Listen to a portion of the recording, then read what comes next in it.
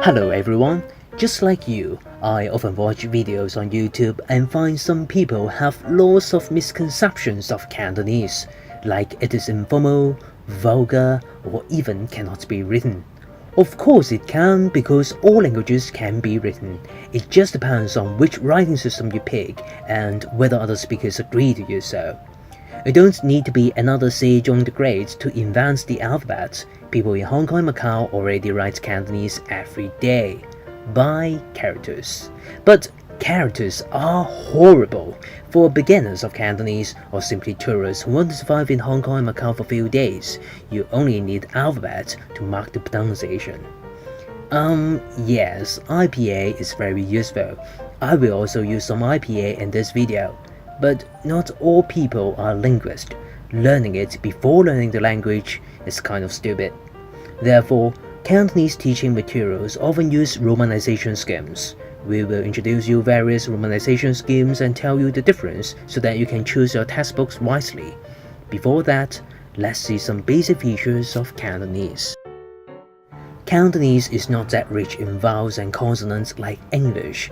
There are only 19 consonants and 11 vowels in total.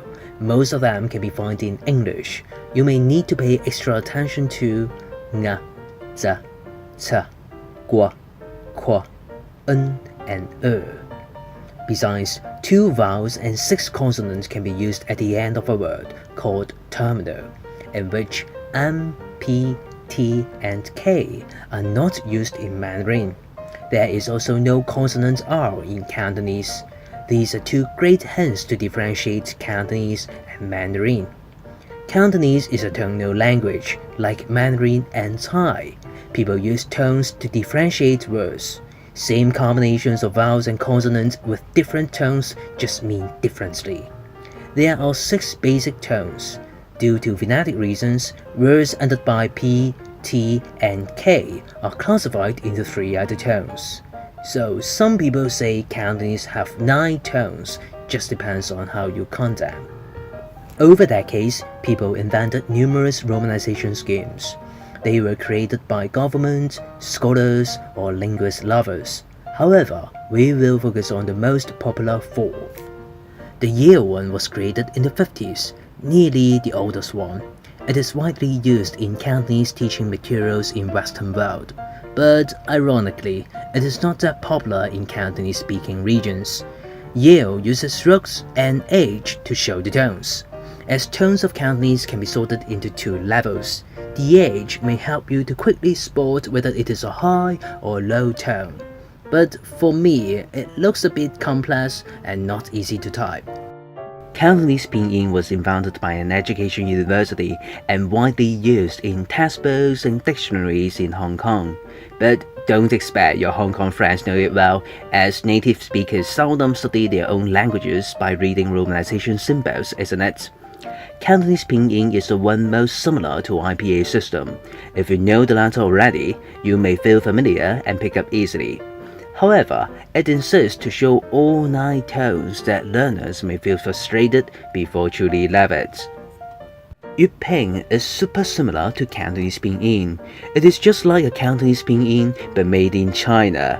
Here are some major differences, like TS to C, Y to YU, differentiate the confusing pair and N. The most important one is to limit the number of tones to only 6. Thank you so much. Jyutping becomes more and more popular. The promoters even create an input interface to type Cantonese by Jyutping. Souvenirs and vernacular literatures love it so much, you may find new editions of Cantonese textbooks which start to adopt it in Asia and even the West. Hong Kong government also has its own Cantonese romanization. When the British started to govern Hong Kong, they had an urgent need to record the names of people and places.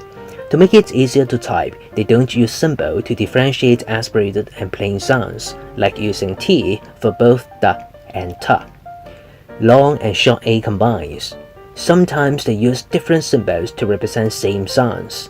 It looks like our personal note to reflect an approximate pronunciation, more than a formal code for officials of the greatest empire in the world. You should not use it to learn Cantonese, as it cannot reflect the accurate pronunciation.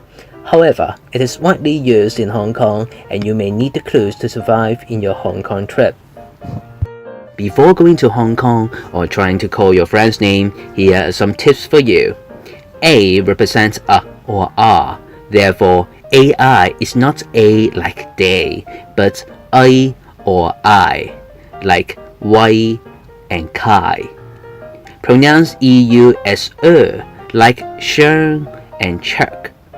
UI means O, while N is quite similar to the suffix shen. So, for instance, Shui and Ko. There are 3 rail stations. Let's have a try.